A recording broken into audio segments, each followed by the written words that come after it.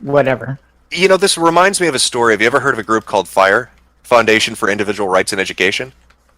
No.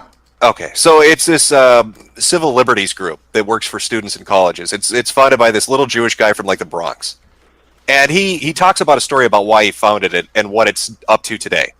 And I think it kind of relates to this, and I think this is why it's you might have a dangerous mindset, or people don't really have long-term vision when they talk about we need to enforce more censorship or come up with rules or gatekeep. So he's talking about being on college campuses in the 60s. And he's talking about how the kids at that time, the left-leaning liberal kids, felt that they were being censored and persecuted by an administration that was heavily conservative. You had a lot of very conservative people in administration positions and in professorships, and they felt that was bullshit. There was a lot of activism going on. People were upset with the war, with civil rights. It was kind of this feeling. And he said the thing that really bummed him out and the thing that fucked him up was that what he noticed was they weren't fighting for free speech. They were fighting for their speech.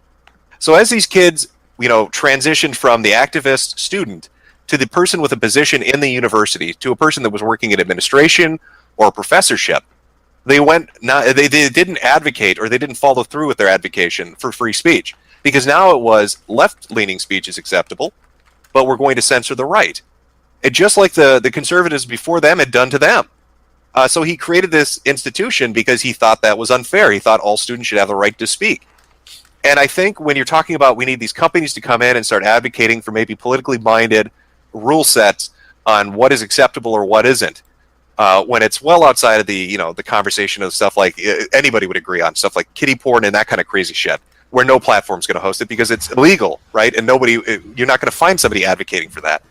But when you're talking about, oh, we need Google to step in, we need this company to step in because they need to institute their political leanings or my political leanings and what is acceptable or not, I think you're going to find yourself in the position that he found himself in, as that protesting kid on the lawn. Because one day what's going to happen is the political winds are going to change and you're going to get fucked just like the people that you fucked. So I think it's a terrible mindset to have. When you open yourself to censorship, when you advocate for that, when you talk about deplatforming or depersoning somebody, it will inevitably at some point come around to you and yours.